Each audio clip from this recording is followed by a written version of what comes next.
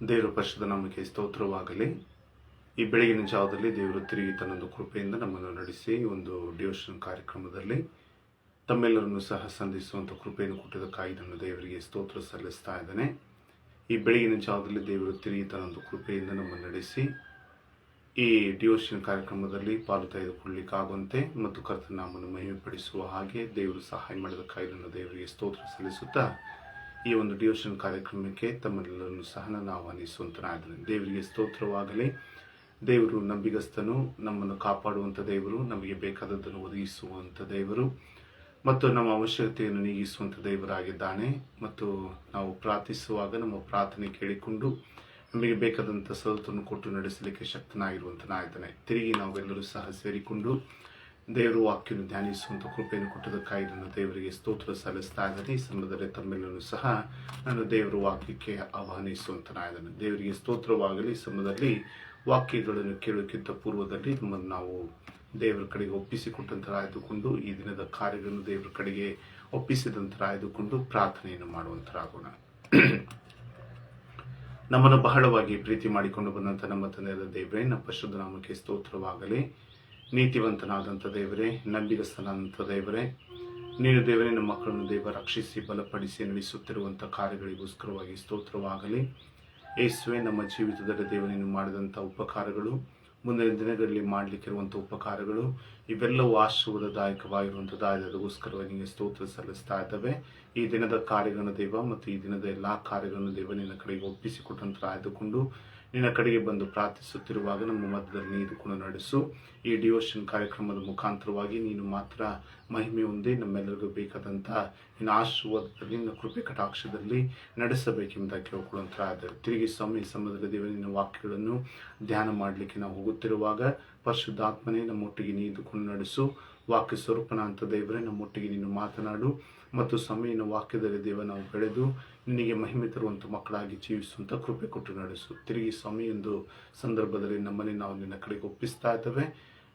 ವೀಕ್ಷಿಸುತ್ತಿರುವಂಥ ನಿನ್ನ ಮಕ್ಕಳೆಲ್ಲರಿಗೂ ಬೇಕಾದಂಥ ಆದರಣೀಯ ವಾಕ್ಯಗಳನ್ನು ಮತ್ತು ಆಧ್ಯಾತ್ಮಿಕವಾದಂಥ ಜೀವಿತದಲ್ಲಿ ಮುಂದುವರಿಯೋದಕ್ಕೋಸ್ಕರವಾಗಿ ಬೇಕಾದಂಥ ಪ್ರೇರಣೆಯನ್ನು ಸಮಯವನ್ನು ಕೊಟ್ಟು ಇನ್ನು ವಾಕ್ಯದ ಮುಖಾಂತರವೇ ನಮ್ಮನ್ನು ಬಲಪಡಿಸು.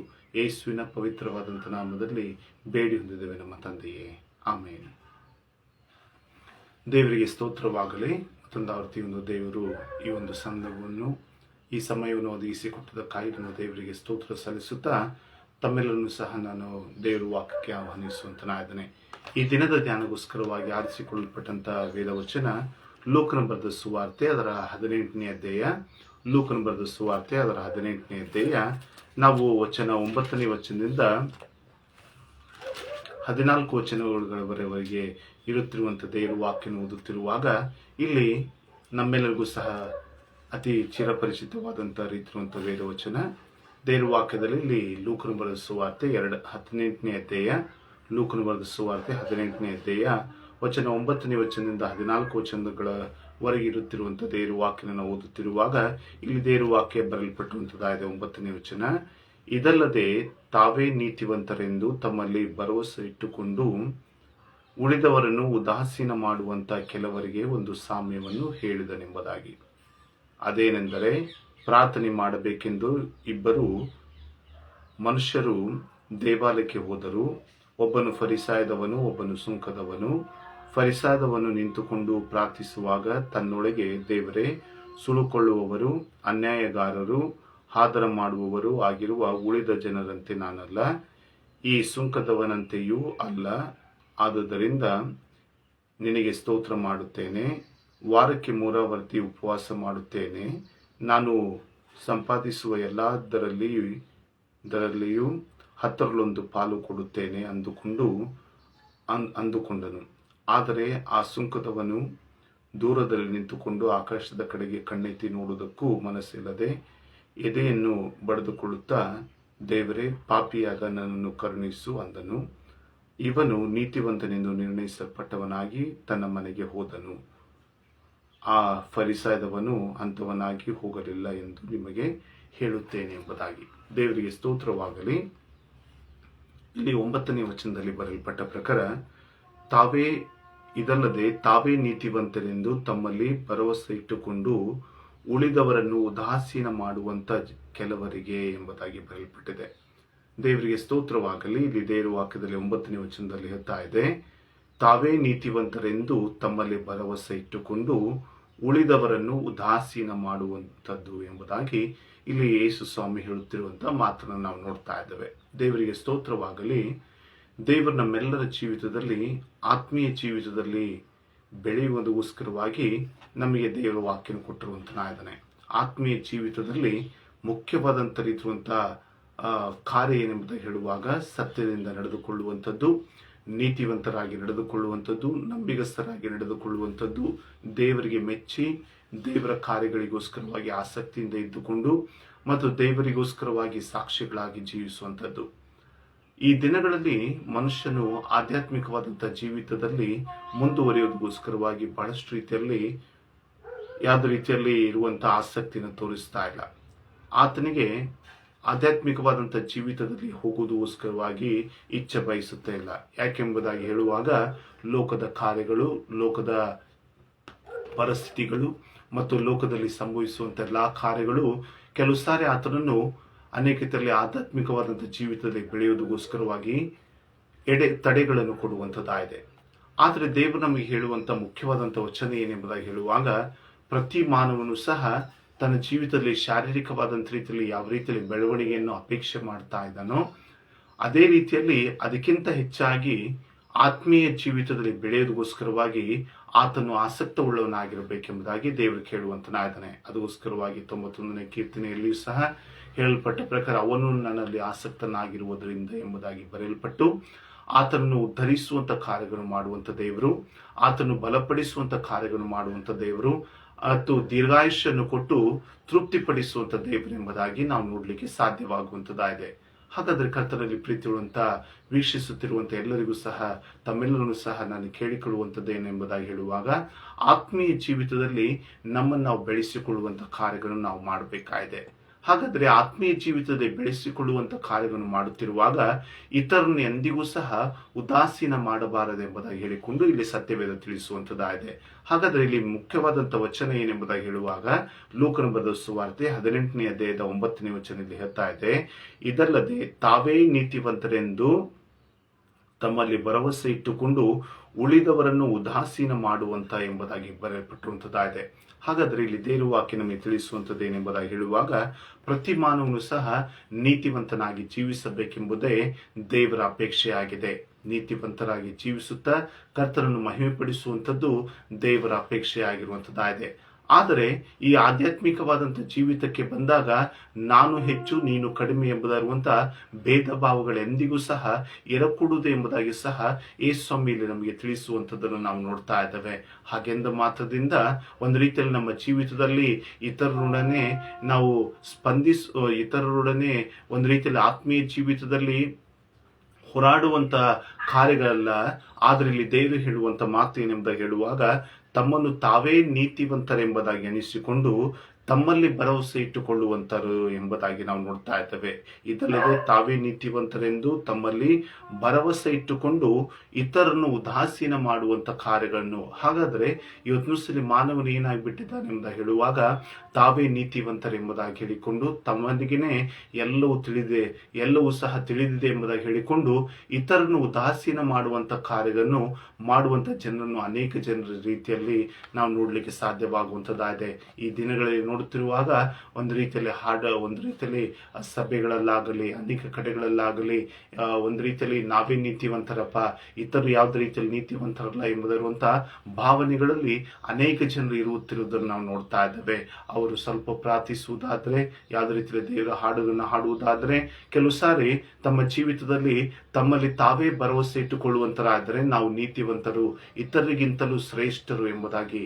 ಹೌದು, ನಾವು ನೀತಿವಂತರು ಮತ್ತು ಒಂದು ರೀತಿಯಲ್ಲಿ ಲೋಕದಲ್ಲಿರುವಂತಹ ಜನರಿಗಿಂತಲೂ ಸಹ ಶ್ರೇಷ್ಠರು ಎಂಬುದಾಗಿ ಅಂದುಕೊಳ್ಳುವಂತ ಕಾರ್ಯ ಯಾವಾಗಿರಬೇಕೆಂಬುದಾಗಿ ನೋಡ್ತಿರ್ಬೇಕಾದ್ರೆ ಎಲ್ಲರನ್ನು ಸಹ ನಾವು ಸಮಭಾಗದಲ್ಲಿ ನೋಡುವಂತ ಕಾರ್ಯಗಳನ್ನು ಮಾಡಬೇಕಾಗಿದೆ. ಈಕ್ವಾಲಿಟಿ ಎಂಬುದಾಗಿ ಅಥವಾ ಎಲ್ಲರನ್ನು ಸಹ ಸರಿಸಮಾನ ಎಂಬುದಾಗಿ ನೋಡಿಕೊಳ್ಳುವಂತ ಕಾರ್ಯಗಳಲ್ಲಿ ಬರಬೇಕಾಗಿದೆ. ನಾನು ಹೆಚ್ಚಿನವನಲ್ಲ ಎಂಬುದಾಗಿ ಹೇಳಿಕೊಂಡು ಅಥವಾ ನಾನೇ ಹೆಚ್ಚಿನವನೆಂಬುದಾಗಿ ಹೇಳಿಕೊಂಡು ನಮ್ಮನ್ನು ನಾವೇ ಸಮರ್ಥನೆ ಮಾಡಿಕೊಳ್ಳುವಂಥದ್ದಲ್ಲ. ದೇವರಲ್ಲಿ ಬಂದಾಗ ಅಥವಾ ಆಧ್ಯಾತ್ಮಿಕವಾದಂಥ ಜೀವಿತದಲ್ಲಿ ಬಂದಾಗ ನಾವೆಲ್ಲರೂ ಸರಿಸಮಾನರು ಎಂಬುದಾಗಿ ಹೇಳಿಕೊಂಡು ನಮ್ಮನ್ನು ನಾವು ಪರಿಗಣನೆಯಲ್ಲಿ ತೆಗೆದುಕೊಂಡು ಬರಬೇಕಾಗಿದೆ. ಅದಕ್ಕಿಂತ ಹೆಚ್ಚಾಗಿ ಇದರಲ್ಲಿ ನಾವು ನೋಡುತ್ತಿರಬೇಕಾದ್ರೆ ತಮ್ಮಲ್ಲಿ ತಾವೇ ಭರವಸೆ ಇಟ್ಟುಕೊಳ್ತಾ ಇದ್ದಾರೆ. ಇಲ್ಲಿ ವಾಕ್ಯ ಅದನ್ನೇ ಹೇಳ್ತಾ ಇದೆ, ತಾವೇ ನೀತಿವಂತರೆಂದು ತಮ್ಮಲ್ಲಿ ಭರವಸೆ ಇಟ್ಟುಕೊಂಡು ಎಂಬುದಾಗಿ. ಹಾಗಾದ್ರೆ ನಮ್ಮನ್ನು ನೀತಿವಂತರೆಂಬುದಾಗಿ ನಿರ್ಣಯಿಸುವಂಥದ್ದು ನನ್ನಲ್ಲಿ, ನಮ್ಮಲ್ಲಿ ಅಥವಾ ಲೋಕದಲ್ಲಿರುವಂಥ ಜನರಲ್ಲಿ ಯಾರಲ್ಲಿಯೂ ಸಹ ಇಲ್ಲ ಎಂಬುದಾಗಿ ಸತ್ಯವೇದ ಹೇಳುವಂಥದ್ದಾಗಿದೆ. ನಮ್ಮ ನಂಬಿಕೆಯನ್ನು ನೋಡಿಕೊಂಡು, ನಮ್ಮ ಯಥಾರ್ಥತೆಯನ್ನು ನೋಡಿಕೊಂಡು, ಅಥವಾ ನಾವು ಮಾಡುತ್ತಿರುವಂಥ ಕಾರ್ಯಗಳನ್ನು ನೋಡಿಕೊಂಡು ದೇವರು ಮಾತ್ರ ನಮ್ಮನ್ನು ನೀತಿವಂತರೆಂಬುದಾಗಿ ಕರಲಿಕ್ಕೆ ಸಾಧ್ಯವಾಗುವಂಥದ್ದಾಗಿದೆ. ಅದಕ್ಕೋಸ್ಕರವಾಗಿ ಸತ್ಯವೇದದಲ್ಲಿ ಅಬ್ರಹಾಮನ ವಿಷಯದಲ್ಲಿ ನಾವು ನೋಡುತ್ತಿರಬೇಕಾದ್ರೆ ದೇವರು ಅಬ್ರಹಾಮನ ನಂಬಿಕೆಯನ್ನು ನೋಡ್ತಾ ಇದ್ದಾನೆ. ದೇವರು ಅಬ್ರಹಾಮನು ಬೆಳೀತಿರುವಂತ ಅನೇಕ ಕಾರ್ಯಗಳನ್ನು ನಾವು ನೋಡ್ತಾ ಇದ್ದಾನೆ. ದೇವರು ಒಂದು ಸಾರಿ ಆತನು ಅನೇಕದಲ್ಲಿ ನಿನ್ನ ದೇಶವನ್ನು ಬಿಟ್ಟು ನಾನು ತೋರಿಸುವಂತ ದೇಶಕ್ಕೆ ನಡೆ ಎಂಬುದಾಗಿ ಹೇಳಿದ ತಕ್ಷಣವೇ ಆತನು ತನ್ನ ಎಲ್ಲಾ ರೀತಿಯಂತ ಬಂಧು ಬಳಗದವರನ್ನು ಬಿಟ್ಟು, ತನ್ನ ಊರನ್ನು ಬಿಟ್ಟು ಅನೇಕ ದೇವರು ಹೇಳಿದಂತ ಮಾತಿಗೆ ವಿಧೇಯನಾಗಿದ್ದುಕೊಂಡು ದೇವರು ನಂಬಿಕೊಂಡು ಮುಂದೆ ಸಾಗುತ್ತಿರುವುದನ್ನು ನಾವು ನೋಡ್ತಾ ಇದ್ದೇವೆ. ಆ ರೀತಿಯಲ್ಲಿ ಮುಂದೆ ಸಾಗುತ್ತಿರಬೇಕಾದ್ರೆ ಸತ್ಯವೇದ ಹೇಳುವಂತದ್ದಾಗಿದೆ, ದೇವರು ಅಬ್ರಹಾಮನ ನಂಬಿಕೆಯನ್ನು ನೋಡಿದನೆಂಬುದಾಗಿ ಸತ್ಯವೇದ ಹೇಳುವಂಥದ್ದಾಗಿದೆ.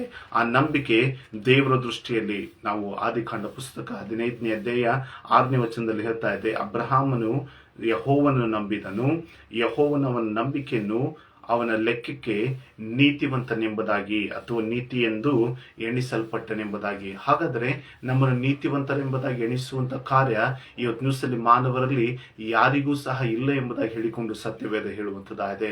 ನಮ್ಮನ್ನು ನೀತಿವಂತರು ಎಂಬುದಾಗಿ ಹೇಳುವಂತ ಕಾರ್ಯ ಅಥವಾ ಒಂದು ರೀತಿಯಲ್ಲಿ ನಿರ್ಣಯಿಸುವಂತ ಕಾರ್ಯ ಅದು ದೇವರಿಗೆ ಮಾತ್ರ ಇದೆ ಎಂಬುದಾಗಿ ಹೇಳಿಕೊಂಡು ಸತ್ಯವೇದ ಹೇಳುವಂಥದ್ದಾಗಿದೆ. ಹಾಗಾದರೆ ಇವತ್ತು ನ್ಯೂಸಲ್ಲಿ ನಮ್ಮನ್ನೇ ನಾವೇ ನೀತಿವಂತರೆಂಬುದಾಗಿ ಹೇಳಿಕೊಂಡು ನಾವು ಭರವಸೆ ಇಟ್ಟುಕೊಂಡು ಇತರನ್ನು ಉದಾಸೀನ ಮಾಡಿಕೊಳ್ಳಬಾರದೆಂಬ ಹೇಳಿಕೊಂಡು ಸತ್ಯವೇದ ಇಲ್ಲಿ ನಮಗೆ ತಿಳಿಸುವಂತದ್ದಾಗಿದೆ. ಹಾಗಾದ್ರೆ ಈ ದಿನದ ಮುಖ್ಯವಾದಂತ ಸಂದೇಶ ಏನೆಂಬುದಾಗಿ ಹೇಳ್ತಿರ್ಬೇಕಾದ್ರೆ ಈ ದಿನದಲ್ಲಿ ದೇವರು ನಮಗೆ ಹೇಳ್ತಾ ಇದ್ದಾನೆ, ನಮ್ಮನ್ನು ನಾವು ನೀತಿವಂತರೆಂಬುದಾಗಿ ಎಣಿಸಿಕೊಂಡಾಗ ನಮ್ಮಲ್ಲಿ ತಗ್ಗಿಸಿಕೊಳ್ಳುವಂತಹ ಸ್ವಭಾವವು ಸಹ ಅನೇಕ ರೀತಿಯಲ್ಲಿ ಹೆಚ್ಚೆಚ್ಚಾಗಿ ಬರಬೇಕಾಗಿದೆ ಎಂಬುದಾಗಿ ಸತ್ಯವೇದ ಹೇಳ್ತಾ ಇದೆ. ಈ 14ನೇ ವಚನ ಇದೆ, ಲೂಕನ ಬರೆದ ಸುವಾರ್ತೆ 18ನೇ ಅಧ್ಯಾಯದ 14ನೇ ವಚನದ ಅಂತಿಮ ಭಾಗ ಇಲ್ಲಿ ಹೇಳ್ತಾ ಇದೆ, ತನ್ನನ್ನು ಹೆಚ್ಚಿಸಿಕೊಳ್ಳುವ ಪ್ರತಿಯೊಬ್ಬನು ತಗ್ಗಿಸಲ್ಪಡುವನು, ತನ್ನನ್ನು ತಗ್ಗಿಸಿಕೊಳ್ಳುವವನು ಹೆಚ್ಚಿಸಲ್ಪಡುವನು ಎಂಬುದಾಗಿ ಹೇಳುವಂಥದ್ದಾಗಿದೆ. ಹಾಗಾದ್ರೆ ನಮ್ಮೆಲ್ಲರ ಜೀವಿತದಲ್ಲಿ ಸಹ ಅನೇಕದಲ್ಲಿ ನಮ್ಮನ್ನು ಹೆಚ್ಚಿಸುವಂತ ಕಾರ್ಯ ಅದು ದೇವರಲ್ಲಿರುವಂಥದ್ದಾಗಿದೆ. ನಾವೆಷ್ಟು ನಮ್ಮನ್ನು ನಾವು ತಗ್ಗಿಸಿಕೊಳ್ಳುತ್ತೇವೋ, ದೀನ ಸ್ವಭಾವದಲ್ಲಿ ಬರುತ್ತೇವೋ, ಅದಕ್ಕಿಂತ ಹೆಚ್ಚಾಗಿ ದೇವರು ನಮ್ಮನ್ನು ಉನ್ನತ ಸ್ಥಿತಿಯಲ್ಲಿ ಅಥವಾ ಹೆಚ್ಚಿಸುವಂತ ಸ್ಥಿತಿಯಲ್ಲಿ ಇಡಲಿಕ್ಕೆ ಸಾಧ್ಯ ಎಂಬುದಾಗಿ ಹೇಳಿಕೊಂಡು ಇಲ್ಲಿ ಸತ್ಯವೇದ ಹೇಳುವಂಥದ್ದಾಗಿದೆ. ಹಾಗಾದ್ರೆ ಕರ್ತನಲ್ಲಿ ಪ್ರೀತಿಯುವಂತ ವೀಕ್ಷಿಸುತ್ತಿರುವಂತಹ ಎಲ್ಲರಿಗೂ ಸಹ ದೇವರು ಹೇಳುವಂತ ಮಾತೇನೆಂಬುದಾಗಿ ಹೇಳ್ತಿರಬೇಕಾದ್ರೆ ನಮ್ಮನ್ನು ನಾವೇ ನೀತಿವಂತನೆಂಬುದಾಗಿ ಎಣಿಸಿಕೊಳ್ಳುವಂಥದ್ದಲ್ಲ. ನಾವು ಆಧ್ಯಾತ್ಮಿಕವಾದಂತಹ ಜೀವಿತದಲ್ಲಿ ದಿನದಿಂದ ದಿನಕ್ಕೆ ಬೆಳೆಯಬೇಕಾಗಿದೆ. ಪ್ರಾರ್ಥನಾ ಜೀವಿತವನ್ನು ಬೆಳೆಸಿಕೊಳ್ಳಬೇಕಾಗಿದೆ. ವಾಕ್ಯವನ್ನು ಓದಿಕೊಂಡು ವಾಕ್ಯದಂತೆ ನಡೆಯುವುದನ್ನು ಬೆಳೆಸಿಕೊಳ್ಳಬೇಕಾಗಿದೆ. ಇತರರಿಗೆ ದಯೆ ತೋರುವುದರಲ್ಲಿ, ಇತರನ್ನು ಕರುಣಿಸುವುದರಲ್ಲಿ, ಇತರ ಪಕ್ಷವಾಗಿ ನಾವು ತಾಳ್ಮೆಯಿಂದ ಇರುವುದರಲ್ಲಿ ಮುಂದೆ ಸಾಗುವಂತ ಕೃಪೆಯನ್ನು ದೇವರು ನಮಗೆ ಅನುಗ್ರಹಿಸುವಂತನಾಗಿದ್ದಾನೆ. ಹಾಗಾದ್ರೆ ಈ ದಿನದಲ್ಲಿ ದೇವರು ನಮಗೆ ತಿಳಿಸುವಂತ ವಾಕ್ಯ ಸಂದೇಶ ಏನೆಂಬುದಾಗಿ ಹೇಳ್ತಿರಬೇಕಾದ್ರೆ, ಇದಲ್ಲದೆ ತಾವೇ ನೀತಿವಂತರೆಂದು ತಮ್ಮಲ್ಲಿ ಭರವಸೆ ಇಟ್ಟುಕೊಂಡು ಎಂಬುದಾಗಿ ಬರೆಯಲ್ಪಟ್ಟಿದೆ. ಹಾಗಾದ್ರೆ ಇದರಲ್ಲಿ ಯಾರು ನೀತಿವಂತರೆಂಬುದಾಗಿ ಹೇಳಿಕೊಂಡು ಯೇಸು ಸ್ವಾಮಿ ಅಲ್ಲಿ ನಿರ್ಣಯಿಸ್ತಾ ಇದ್ದಾನೆ, ಅಥವಾ ಈ ಒಂದು 14ನೇ ವಚನದಲ್ಲಿ ನೋಡ್ತಿರಬೇಕಾದ್ರೆ ಅಲ್ಲಿ ಯೇಸು ಸ್ವಾಮಿ ಯಾರು ನೀತಿವಂತರಪ್ಪ ಎಂಬುದಾಗಿ ಹೇಳಿಕೊಂಡು ಸ್ಪಷ್ಟೀಕರಿಸುವಂತನಾಗಿದ್ದಾನೆ. ಹಾಗಾದ್ರೆ ಇಲ್ಲಿ ಇಬ್ಬರು ವ್ಯಕ್ತಿಗಳ ವಿಷಯದಲ್ಲಿ ನಾವು ನೋಡ್ತಾ ಇದ್ದೇವೆ. ಈ ವೇದ ವಚನ ಅನೇಕ ಸಾರಿ ನಾವು ಓದಿದ್ದೇವೆ ಮತ್ತು ತಾವೆಲ್ಲರೂ ಸಹ ಓದಿದ್ದೇವೆ ಎಂಬುದಾಗಿ ನೆನೆಸುವಂತನಾಗಿದ್ದಾನೆ. ಈ ವಾಕ್ಯ ಭಾಗದ ವಿಷಯದಲ್ಲಿ ಅನೇಕ ಸಾರಿ ಸಹ ನಾವು ಕೇಳಲ್ಪಟ್ಟಿರುವಂತರಾಗಿದ್ದೇವೆ. ಹಾಗಾದ್ರೆ ದೇವರು ಇಲ್ಲಿ ಹೇಳುವಂತ ಮಾತು ಏನೆಂಬುದಾಗಿ ಹೇಳ್ತಿರ್ಬೇಕಾದ್ರೆ ಇಲ್ಲಿ ಇಬ್ಬರು ವ್ಯಕ್ತಿ ಇದ್ದಾರೆ. ಇಲ್ಲಿ ವಾಕ್ಯದಲ್ಲಿ ಹೇಳ್ತಾ ಇದ್ದಾರೆ, ಒಬ್ಬನು ಫರಿಸಾಯದವನು ಮತ್ತು ಇನ್ನೊಬ್ಬನು ಸುಂಕದವನು ಎಂಬುದಾಗಿ ನೋಡ್ತಾ ಇದ್ದೇವೆ. ಫರಿಸಾಯದವನು ಎಂಬುದಾಗಿ ಹೇಳ್ತಿರ್ಬೇಕಾದ್ರೆ ಒಂದು ರೀತಿಯಲ್ಲಿ ನಾವು ಯಹೂದ ಕುಲದ ಒಂದು ರೀತಿಯಲ್ಲಿ ಯೇಸು ಸ್ವಾಮಿ ಜೀವಿಸುತ್ತಿರುವಂತಹ ಸಂದರ್ಭದಲ್ಲಿ ನಾವು ನೋಡುತ್ತಿರಬೇಕಾದ್ರೆ ಇನ್ನಿನ್ನು ಹಳೆ ಒಡಂಬಡಿಕೆಯ ಕಾರ್ಯಗಳೆಲ್ಲವೂ ಸಹ ಮುಕ್ತಾಯವಾದ ಬಳಿಕ ಅನೇಕತೆಯಲ್ಲಿ ಯಹೂದರಲ್ಲಿ ಚದುರುವಿಕೆ ಎಂಬುವಂಥದ್ದು ಉಂಟಾಗುವಂಥದ್ದಾಗಿದೆ. ಆ ಉಂಟಾದಾಗ ಕೆಲವೊಂದು ಪಂಗಡಗಳೆಂಬುವಂಥದ್ದು ಉದ್ಭವಗೊಂಡವು ಎಂಬುದಾಗಿ ನೋಡ್ತಾ ಇದ್ದಾವೆ. ಆ ಪಂಗಡಗಳಲ್ಲಿ ನೋಡುತ್ತಿರಬೇಕಾದ್ರೆ ಇಲ್ಲಿ ಶಾಸ್ತ್ರಿಗಳು, ಫರಿಸಾಯರು, ಸದ್ದುಕಾಯರು, ಎಸ್ಸೆನ್ನರು ಎಂಬುದಾಗಿ ಹೇಳಿಕೊಂಡು ಮತ್ತು ಈ ರೀತಿಯಲ್ಲಿ ಅನೇಕ ಪಂಗಡಗಳು ಯಹೂದರ ಒಂದು ರೀತಿಯಲ್ಲಿ ಇರುತ್ತಿರುವಂತದ್ರಲ್ಲಿ ಹುಟ್ಟುಕೊಂಡು ಎಂಬುದಾಗಿ ನೋಡ್ತಾ ಇದ್ದೇವೆ. ಅದರಲ್ಲಿ ಒಂದು ಎಂಬುದಾಗಿ ಹೇಳ್ತಿರಬೇಕಾದ್ರೆ ಫರಿಸಾಯದವರು ಎಂಬುದಾಗಿ ನೋಡ್ತಾ ಇದ್ದೇವೆ.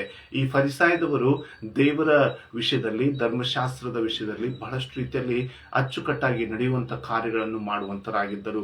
ಆದರೆ ಅದರಲ್ಲಿ ಕೆಲವು ಜನರು ನೀತಿವಂತ ಕಾರ್ಯಗಳನ್ನು ಮಾಡುತ್ತಾ ಮುಂದೆ ಸಾಗುವಂತರಾಗಿದ್ದರು. ಆದರೆ ಕೆಲವರು ತಮ್ಮನ್ನು ತಾವು ಮಾತ್ರ ಒಂದು ರೀತಿಯಲ್ಲಿ ತೋರಿಕೆಯಲ್ಲಿ ಮಾತ್ರವೇ ದೇವರ ಮಕ್ಕಳೆಂಬುದಾಗಿ ಎಣಿಸಿಕೊಳ್ಳುವಂತರಾಗಿದ್ದರು. ಅಂತ ರೀತಿಯಲ್ಲಿ ನಾವು ನೋಡುತ್ತಿರಬೇಕಾದ್ರೆ ಇಲ್ಲಿ ಒಬ್ಬ ಫರಿಸಾಯದವನಿರುವಂತನಾಗಿದ್ದಾನೆ. ಆತನ ವಿಷಯದಲ್ಲಿ ನಾವು ನೋಡುತ್ತಿರಬೇಕಾದ್ರೆ ನಾವು ಮೇಲಿನ ವಚನ ಅಂದ್ರೆ 9ನೇ ವಚನದಲ್ಲಿ ಧ್ಯಾನ ಮಾಡಲ್ಪಟ್ಟ ಪ್ರಕಾರ ಇದಲ್ಲದೆ ತಾವೇ ನೀತಿವಂತರೆಂದು ತಮ್ಮಲ್ಲಿ ಭರವಸೆ ಇಟ್ಟುಕೊಂಡಂತವರು ಎಂಬುದಾಗಿ ಹೇಳ್ತಾ ಇದೆ. ಹಾಗಾದ್ರೆ ದೇವರು ನಮ್ಮ ನೀತಿವಂತರನ್ನೆಂಬುದಾಗಿ ಎಣಿಸಲ್ಪಡಬೇಕಾದ ಹೊರತಾಗಿ ನಮ್ಮಲ್ಲಿ ನಾವೇ ನೀತಿವಂತರೆಂಬುದಾಗಿ ನಿರ್ಣಯಿಸಿಕೊಳ್ಳಲಿಕ್ಕೆ ಸಾಧ್ಯವಿಲ್ಲ. ಹಾಗಾದ್ರೆ ನಮ್ಮ ಕಾರ್ಯಗಳು ಅಥವಾ ನಮ್ಮ ಕ್ರಿಯೆಗಳು ಅದು ದೇವರಲ್ಲಿ ಮಾತ್ರವೇ ಸಂಪೂರ್ಣವಾಗುವಂತದ್ದಾಗಿದೆ. ದೇವರು ಮಾತ್ರ ಅದಕ್ಕೆ ನಿರ್ಣಯಿಸಿ ಅದಕ್ಕೆ ಪ್ರತಿಫಲ ಕೊಡುವಂತ ದೇವರ ಆತನಾಗಿದ್ದಾನೆ. ಹಾಗಾದ್ರೆ ಇಲ್ಲಿ ದೇವರ ವಾಕ್ಯ ನಮಗೆ ತಿಳಿಸುವಂತದ್ದಾಗಿದೆ, ತಮ್ಮನ್ನು ತಾವೇ ನೀತಿವಂತರೆಂಬುದಾಗಿ ಹೇಳಿಕೊಂಡು ತಮ್ಮಲ್ಲಿ ಭರವಸೆ ಇಟ್ಟುಕೊಳ್ಳುವಂತ ಕೆಲವೊಂದು ವ್ಯಕ್ತಿಗಳು ನಾವು ನೋಡ್ತಾ ಇದ್ದೇವೆ. ಅದರಲ್ಲಿ ಈ ಫರಿಸಾಯದವನು ಸಹ ಒಬ್ಬನಾಗಿದ್ದನೆಂಬುದಾಗಿ ಸತ್ಯವೇದ ಹೇಳ್ತಾ ಇದೆ. ಇಲ್ಲಿ ನೋಡ್ರಿ, ದೇವರ ವಾಕ್ಯದಲ್ಲಿ ಹೇಳ್ತಾ ಇದೆ, ಆ ಫರಿಸಾಯದವನು ಮಾಡಿದಂತ ಕಾರ್ಯ ಏನೆಂಬುದಾಗಿ ಹೇಳ್ತಿರ್ಬೇಕಾದ್ರೆ 11ನೇ ವಚನ ಬರೆಯಲ್ಪಟ್ಟಿದೆ, ಫರಿಸಾಯದವನು ನಿಂತುಕೊಂಡು ಪ್ರಾರ್ಥಿಸುವಾಗ ಎಂಬುದಾಗಿ ಬರೆಯಲ್ಪಟ್ಟಿದೆ. ಫರಿಸಾಯದವನು ನಿಂತುಕೊಂಡು ಪ್ರಾರ್ಥಿಸುವಾಗ ತನ್ನೊಳಗೆ ದೇವರೇ ಸುಳುಕೊಳ್ಳುವವರು, ಅನ್ಯಾಯಗಾರರು, ಆದರ ಮಾಡುವವರು ಆಗಿರುವ ಉಳಿದ ಜನರಂತೆ ನಾನಲ್ಲ ಎಂಬುದಾಗಿ ಹೇಳ್ತಾ ಇದ್ದಾನೆ. ಹಾಗಾದ್ರೆ ಒಬ್ಬ ವ್ಯಕ್ತಿಯ ಕಾರ್ಯಗಳನ್ನು ಅಥವಾ ಒಬ್ಬ ವ್ಯಕ್ತಿಯ ನಡವಳಿಕೆಗಳನ್ನು ದೇವರು ನೋಡುವಂತನಾಗಿದ್ದಾನೆ. ದೇವರು ನೋಡಿಕೊಂಡು ಅದಕ್ಕೆ ತೀರ್ಪು ಕೊಡುವಂತ ದೇವರ ಆತನಾಗಿದ್ದಾನೆ. ಈ ದಿನಗಳಲ್ಲಿ ನಮ್ಮಲ್ಲಿ ನಾವೇ ಅಥವಾ ನಾವೇ ನೀತಿವಂತರೆಂಬುದಾಗಿ ಹೇಳಿಕೊಳ್ಳಿಕ್ಕೆ ಯಾರಿಂದಲೂ ಸಹ ಸಾಧ್ಯವಿಲ್ಲ. ನಾವು ಅಂದುಕೊಳ್ಬಹುದು, ದೇವರೇ ನಿನ್ನಲ್ಲಿ ಬಂದು, ಯಾಕಂದ್ರೆ ಹಿಜ್ಕೀಯನು ಸಹ ಪ್ರಾರ್ಥಿಸ್ತಾ ಇದ್ದಾನೆ, ದೇವರೇ ನಿನ್ನ ಕಡೆಗೆ ಬಂದು ನಾನು ನಿನ್ನಲ್ಲಿ ನಡೆದುಕೊಂಡಂತ ರೀತಿ ನೋಡು, ನಾನು ಯಥಾರ್ಥನಾಗಿ ನಂಬಿಗಸ್ತನಾಗಿ ನಡೆದುಕೊಂಡಂತ ರೀತಿ ನೋಡು ಎಂಬುದಾಗಿ ಹೇಳಿದಾಗ ತಾನು ಹೇಳಿದ ಮಾತ್ರದಿಂದಲೇ ಎಂಬುದಾಗಲ್ಲ, ಅಲ್ಲಿ ದೇವರ ತೀರ್ಪು ಅಥವಾ ದೇವರ ನ್ಯಾಯಯುತವಾದಂತ ಆ ಒಂದು ನಿರ್ಣಯಗಳು ಅಲ್ಲಿ ಬರುತ್ತಿರುವುದನ್ನು ನಾವು ನೋಡ್ತಾ ಇದ್ದೇವೆ. ಮತ್ತು ದೇವರು ಅದನ್ನು ನೋಡಿಕೊಂಡು ಅರಸನಂತ ಹಿಜ್ಕೀಯನಿಗೆ 15 ವರ್ಷ ಆಯುಷ್ಕಾಲಗಳನ್ನು ಕೊಟ್ಟನೆಂಬುದಾಗಿ ನೋಡ್ತಾ ಇದ್ದೇವೆ. ಹಾಗಾದ್ರೆ ನೀತಿವಂತನೆಂಬುದಾಗಿ ನಮ್ಮ ನಿರ್ಣಯಿಸಿಕೊಳ್ಳುವಂಥದ್ದು ದೇವರದೇ ಆಗಿರುವಂಥದ್ದಾಗಿದೆ. ಅದಕ್ಕೋಸ್ಕರವಾಗಿ ದೇವರ ವಾಕ್ಯದಲ್ಲಿ ನಾವು ನೋಡ್ತೀವಲ್ರಿ, ಅನೇಕದಲ್ಲಿ ಮತ್ತಾಯನ ಬರೆಸುವಾರ್ತೆ 6ನೇ ಅಧ್ಯಾಯದಲ್ಲಿ ನಾವು ನೋಡ್ತಿರ್ಬೇಕಾದ್ರೆ 3ನೇ ವಚನದಲ್ಲಿ ಹೇಳ್ತಾ ಇದೆ, ನೀನಾದರೆ ಧರ್ಮ ಕೊಡುವಾಗ ನೀನು ಧರ್ಮ ಕೊಟ್ಟಿದ್ದು ಅಂತರಂಗವಾಗುವ ಹಾಗೆ ನಿನ್ನ ಬಲಗೈ ಮಾಡುವುದು ಎಡಗೈಗೂ ತಿಳಿಯದಿರಲಿ ಎಂಬುದಾಗಿ ಹೇಳ್ತಾ ಇದೆ. ಅಂತರಂಗದಲ್ಲಿ ನಡೆಯುವುದನ್ನು ನೋಡುವ ನಿನ್ನ ತಂದೆಯು ನಿನಗೆ ಫಲ ಕೊಡುವನೆಂಬುದಾಗಿ ಇಲ್ಲಿ 4ನೇ ವಚನದಲ್ಲಿ ಹೇಳ್ತಾ ಇದೆ. ಮತ್ತಾಯನ ಬರೆಸುವಾರ್ತೆ 6ನೇ ಅಧ್ಯಾಯದ 4ನೇ ವಚನದಲ್ಲಿ ಹೇಳ್ತಾ ಇದೆ, ಅಂತರಂಗದಲ್ಲಿ ನಡೆಯುವುದನ್ನು ನೋಡುವ ನಿನ್ನ ತಂದೆಯು ನಿನಗೆ ಫಲ ಕೊಡುವನು ಎಂಬುದಾಗಿ ಹೇಳ್ತಾ ಇದೆ. ಹಾಗಾದ್ರೆ ನಮ್ಮ ಅಂತರಂಗದಲ್ಲಿ ನಾವು ಯಾವ ರೀತಿಯಲ್ಲಿ ಇದ್ದೇವೆ ಎಂಬುದಾಗಿ ಹೇಳಿಕೊಂಡು ಇತರರಿಗೆ ಗೊತ್ತಿರಲಿಕ್ಕೆ ಸಾಧ್ಯವಿಲ್ಲ. ಆದ್ರೆ ದೇವರಿಗೆ ಎಲ್ಲವೂ ಸಹ ತಿಳಿದಿರುವಂತದ್ದಾಗಿದೆ. ನಮ್ಮ ಪ್ರಾರ್ಥನಾ ಜೀವಿತ, ನಾವು ನಡೆದುಕೊಳ್ಳುವಂತ ಪ್ರತಿ ಕಾರ್ಯಗಳು ಅಥವಾ ನಾವು ನೀತಿವಂತರಾಗಿ ನಡೆದುಕೊಳ್ಳುವಂಥದ್ದು ಇವೆಲ್ಲವೂ ಸಹ ದೇವರೇ ನಿರ್ಣಯಿಸುವಂತನಾದನೆ. ನಮ್ಮಲ್ಲಿ ನಾವೇ ನಿರ್ಣಯಿಸಿಕೊಳ್ಳುವಂತ ಅವಶ್ಯಕತೆ ಇಲ್ಲ ಎಂಬುದಾಗಿ ಹೇಳಿಕೊಂಡಿಲ್ಲ ದೇವರು ಹೇಳುತ್ತಾ ಇದ್ದಾನೆ. ಅದಕ್ಕೆ ಇಲ್ಲಿ ಮತ್ತಾಯನ ಬರೆಸುವಾರ್ತೆ 6ನೇ ಅಧ್ಯಾಯ 4ನೇ ವಚನದಲ್ಲಿ ಹೇಳ್ತಾ ಇದೆ, ಅಂತರಂಗದಲ್ಲಿ ನಡೆಯುವುದನ್ನು ನೋಡುವ ನಿನ್ನ ತಂದೆಯು ನಿನಗೆ ಫಲ ಕೊಡುವನು ಎಂಬುದಾಗಿ. ಹಾಗಾದರೆ ನಮ್ಮ ಜೀವಿತದಲ್ಲಿ ನಾವೇನನ್ನು ಮಾಡುತ್ತೇವೋ ಅದರ ವಿಷಯದಲ್ಲಿ ದೇವರೇ ಅದಕ್ಕೆ ಫಲ ಕೊಡುವಂತ ದೇವರ ಆತನಾಗಿದ್ದಾನೆ. ಹಾಗಾದರೆ ಈ ಬೆಳಗಿನ ಜಾವದಲ್ಲಿ ವಾಕ್ಯಗಳನ್ನು ವೀಕ್ಷಿಸುತ್ತಿರುವಂತ ನಮಗೆ ದೇವರು ತಿಳಿಸುವಂತ ಮಾತಿನಿಂದ ಹೇಳ್ತಿರಬೇಕಾದ್ರೆ ನಮ್ಮ ಅಂತರಂಗವನ್ನು ದೇವರು ನೋಡುವಂತನಾಗಿದ್ದಾನೆ.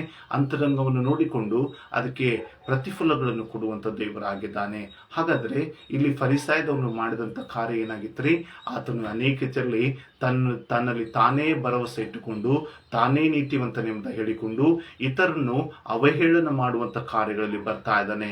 ಹಾಗಾದರೆ ದೇವರು ನಮ್ಮೆಲ್ಲರನ್ನು ಸಹ ಏಕ ರೀತಿಯಲ್ಲಿ ನಮ್ಮನ್ನು ಉಂಟು ಮಾಡುವಂತನಾಗಿದ್ದಾನೆ. ಯಾರನ್ನು ಸಹ ಹೆಚ್ಚು ಎಂಬುದಾಗಿ ಹೇಳಿಕೊಂಡು ಕಡಿಮೆ ಎಂಬುದಾಗಿ ಮಾಡಲಿಲ್ಲ. ನಮ್ಮ ಜೀವಿತದಲ್ಲಿ ನಾವು ಮಾಡುತ್ತಿರುವಂಥ ಆಧ್ಯಾತ್ಮಿಕವಾದಂಥ ಜೀವಿತಗಳು ಅಥವಾ ಆತ್ಮೀಯ ರೀತಿಯಲ್ಲಿ ಬೆಳೆಯುವಂಥ ಕಾರ್ಯ, ಪ್ರಾರ್ಥನಾ ಜೀವಿತವಾಗಿರ್ಬೋದು, ದೇವರ ವಾಕ್ಯವನ್ನು ಅನುಸರಿಸಿ ನಡೆಯುವಂಥ ಕಾರ್ಯಗಳಾಗಿರ್ಬೋದು, ಇತರರಿಗೆ ಕರುಣೆ ತೋರಿಸುವಂಥದ್ದಾಗಿರ್ಬೋದು, ದೇವರಿಗೆ ನಮ್ರವಾಗಿ ನಡೆದುಕೊಳ್ಳುವಂಥದ್ದಾಗಿರ್ಬೋದು, ಮತ್ತು ಇತರನ್ನು ಪ್ರೀತಿಸುವಂಥದ್ದಾಗಿರ್ಬೋದು, ಇವೆಲ್ಲವೂ ಸಹ ದೇವರು ನಮಗೆ ಕೊಡಲ್ಪಟ್ಟಂತಹ ಆತ್ಮೀಯ ಜೀವಿತದ ವರದಾನಗಳಾಗಿರುವಂಥದ್ದಾಗಿದೆ. ಹಾಗಾದರೆ ಇವುಗಳನ್ನು ನಮ್ಮ ಜೀವಿತದಲ್ಲಿ ಅಳವಡಿಸಿಕೊಳ್ಳಬೇಕಾಗಿದೆ. ನಮ್ಮನ್ನು ನಾವು ದೇವರ ಕಡೆಗೆ ಒಪ್ಪಿಸಿಕೊಟ್ಟು ದೇವರ ಚಿತ್ತಾನುಸಾರವಾಗಿ ನಾವು ನಡೆದುಕೊಳ್ಳಬೇಕಾಗಿದೆ.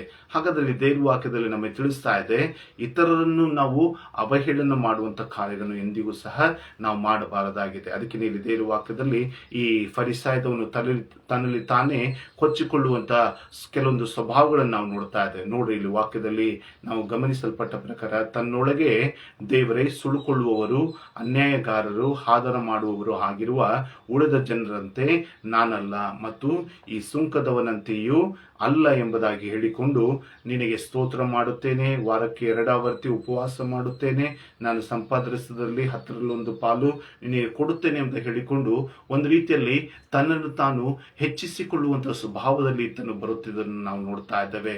ಇತರರು ಏನೂ ಇಲ್ಲ, ನಾನೇ ಅನೇಕ ಶ್ರೇಷ್ಠನು ಎಂಬುದಾಗಿರುವಂಥ ಸ್ವಭಾವದಲ್ಲಿ ಬರ್ತಾ ಇದ್ದಾನೆ. ಆದರೆ ಈ ಬೆಳಗಿನ ಜಾವದಲ್ಲಿ ದೇವರ ವಾಕ್ಯವನ್ನು ವೀಕ್ಷಿಸುತ್ತಿರುವಂಥ ನಮಗೆ ದೇವರು ತಿಳಿಸುವಂಥ ಮಾತುಗಳು ಏನೆಂಬುದಾಗಿ ಹೇಳ್ತಿರ್ಬೇಕಾದ್ರೆ ನಮ್ಮನ್ನು ನಾವು ಎಂದಿಗೂ ಸಹ ತಗ್ಗಿಸಿಕೊಳ್ಳುವಂಥ ಕಾರ್ಯಗಳಲ್ಲಿ ಬರಬೇಕಾಗಿದೆ.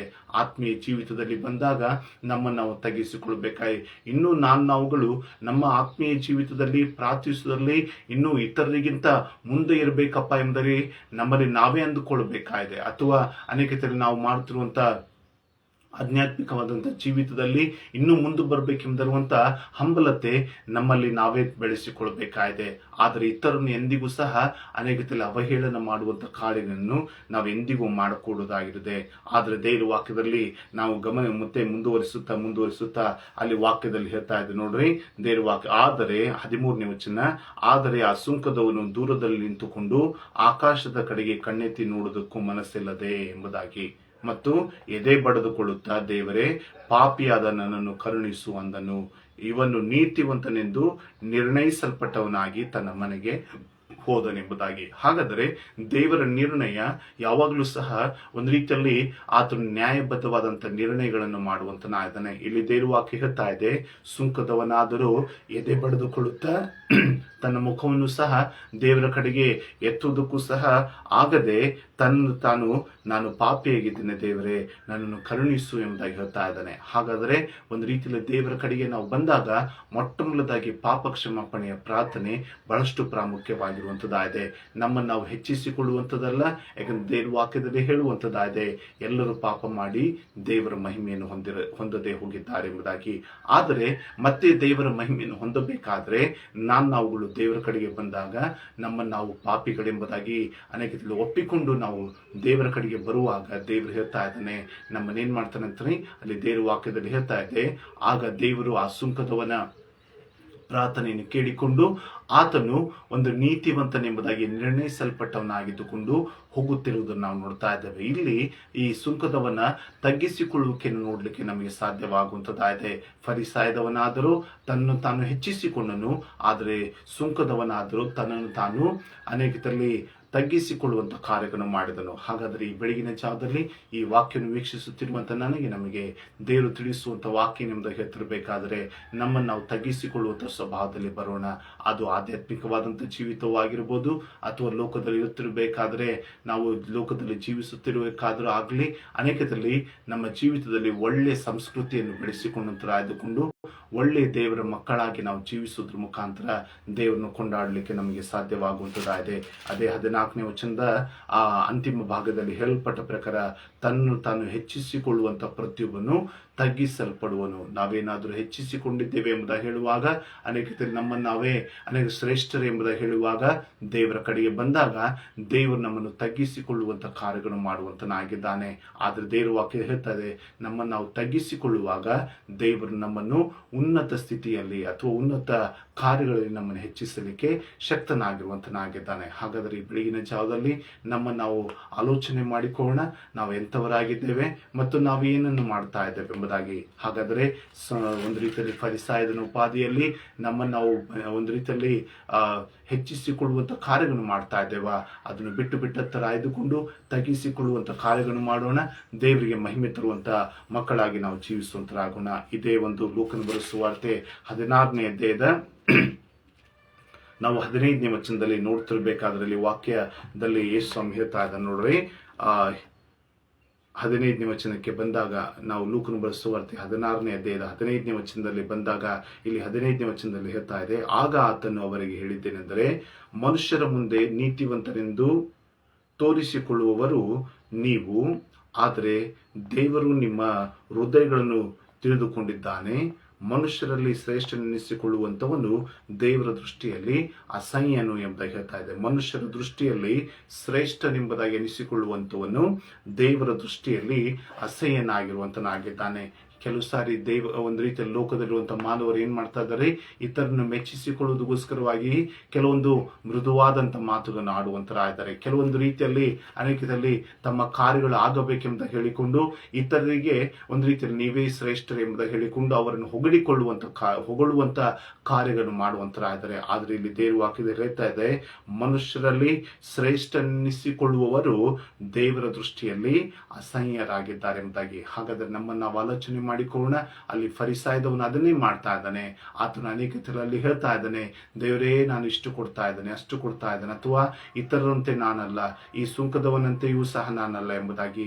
ಹಾಗಾದರೆ ಮನುಷ್ಯರ ಮುಂದೆ ನಮ್ಮನ್ನು ನಾವು ಶ್ರೇಷ್ಠರು ಎಂಬುದಾಗಿ ಅಂದುಕೊಳ್ಳುವಾಗ ನಾವು ದೇವರ ಮುಂದೆ ದೇವರ ದೃಷ್ಟಿಯಲ್ಲಿ ಅಸಹ್ಯರಾಗುವಂತರಾಗಿದ್ದೇವೆ. ಆದರೆ ನಾವೆಲ್ಲರನ್ನು ಸಹ ಏಕ ಸ್ವಭಾವದಲ್ಲಿ ನೋಡುವಂತರಾಗೋಣ, ಎಲ್ಲರನ್ನೂ ಸಹ ಭಾಗದಲ್ಲಿ ನೋಡುವಂತರಾಗೋಣ, ದೇವರನ್ನು ನಾವು ಮೆಚ್ಚಿಸುವಂತ ಕಾರ್ಯಗಳನ್ನು ಮಾಡುವಂತರಾಗೋಣ. ಹಾಗಾದರೆ ಈ ಬೆಳಗಿನ ಜಾವದಲ್ಲಿ ನಾವು ದೇವರ ಕಡೆಗೆ ಒಪ್ಪಿಸಿಕೊಳ್ಳೋಣ. ಇಲ್ಲಿ 9ನೇ ವಚನದಲ್ಲಿ ನೋಡಲ್ಪಟ್ಟ ಪ್ರಕಾರ ನಾವು ಯಾವ ರೀತಿಯಲ್ಲಿ ಇದ್ದೇವೆ ಎಂಬುದಾಗಿ ಹೇಳಿಕೊಂಡು ನಮ್ಮನ್ನು ನಾವು ಆಲೋಚನೆ ಮಾಡಿಕೊಳ್ಳೋಣ. ಇಲ್ಲಿ 9ನೇ ವಚನದಲ್ಲಿ ಓದಲ್ಪಟ್ಟ ಪ್ರಕಾರ, ಇದಲ್ಲದೆ ತಾವೇ ನೀತಿವಂತರೆಂಬುದಾಗಿ ತಮ್ಮಲ್ಲಿ ಭರವಸೆ ಇಟ್ಟುಕೊಂಡು ಉಳಿದವರನ್ನು ಉದಾಸೀನ ಮಾಡುವಂತ ಕೆಲವರಿಗೆ ಎಂಬುದಾಗಿ ಬರೆಯಲ್ಪಟ್ಟಿದೆ. ಹಾಗಾದರೆ ನಾವು ಇತರನ್ನು ಉದಾಸೀನ ಮಾಡದ ಹಾಗೆ ಎಲ್ಲರನ್ನು ಸಹ ಒಂದೇ ರೀತಿಯಲ್ಲಿ ನೋಡುವಂತರಾಗೋಣ ಮತ್ತು ನಾವೆಲ್ಲರೂ ದೇವರಲ್ಲಿ ಇದ್ದುಕೊಂಡು ಬೆಳೆಯುವಂತರಾಗೋಣ. ಕರ್ತನು ನಮ್ಮನ್ನು ಆಶೀರ್ವಿಸುವಂತನಾಗಿದ್ದಾನೆ. ಹಾಗಾದರೆ ಈ ದಿನದಲ್ಲಿ ನಾವು ತಗ್ಗಿಸಿಕೊಂಡಂತರಾಯ್ದುಕೊಂಡು ಮುಂದೆ ಸಾಗುವಾಗ ಹೆಚ್ಚಿಸುವಂತ ದೇವರ ಶ್ರೇಷ್ಠನಾಗಿರುವಂತನಾಗಿದ್ದಾನೆ. ನಾವೆಲ್ಲರನ್ನೂ ಸಹ ಒಂದು ರೀತಿಯಲ್ಲಿ ಏಕತೆಯಲ್ಲಿ ನಾವು ನೋಡುವಾಗ ದೇವರು ನಮ್ಮನ್ನು ನೋಡಿಕೊಂಡು ಅನೇಕ ನಮಗೆ ಬೇಕಾದಂಥ ಪ್ರತಿಫಲವನ್ನು ಕೊಡುವಂತನಾಗಿದ್ದಾನೆ. ಹಾಗಾಗುವಂತ ದೇವರು ನಮ್ಮನ್ನು ಆಶೀರ್ವಿಸಲಿ. ಪ್ರಾರ್ಥನೆ ಮಾಡಿಕೊಳ್ಳೋಣ. ನಮ್ಮನ್ನು ಬಹಳವಾಗಿ ಪ್ರೀತಿ ಮಾಡಿಕೊಂಡು ಬಂದಂಥ ನಮ್ಮ ತಂದೆಯಾದ ದೇವರೇ, ನಮ್ಮ ಪರಿಶುದ್ಧ ನಾಮಕ್ಕೆ ಸ್ತೋತ್ರವಾಗಲಿ. ತಿರುಗಿ ಸ್ವಾಮಿ, ನಾವು ನಿನ್ನ ಕಡೆಗೆ ಬಂದು ಪ್ರಾರ್ಥಿಸುವಂಥ ಕೃಪೆಯನ್ನು ಕೊಟ್ಟದಕ್ಕಾಗಿ ಸ್ತೋತ್ರ. ಈ ದಿನದ ಕಾರ್ಯಗಳನ್ನು ದೇವ ನಾವು ನಿನ್ನ ಕಡೆಗೆ ಒಪ್ಪಿಸಿಕೊಟ್ಟು ನಾವು ಪ್ರಾರ್ಥಿಸ್ತಾ ಇದ್ದೇವೆ. ಇನ್ನು ಕೃಪೆಯಿಂದ ದೇವ ನಡೆಸಿದಕ್ಕಾಗಿ ಸ್ತೋತ್ರ.